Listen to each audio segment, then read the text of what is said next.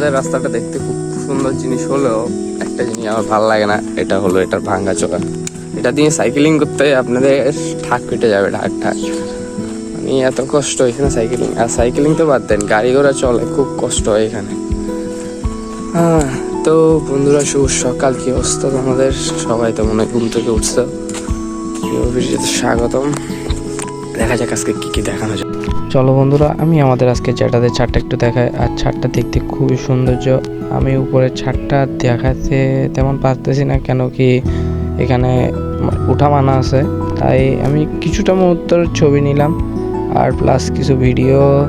তা তোমাদের কাছে কেমন লাগতেছে তোমরা একটু জানাইও। আর ছাদটা এত সেরকম হয়েছে গাইস বলার মতন না। তো বন্ধুরা, ছাদটা দেখতে অস্থির অস্থির।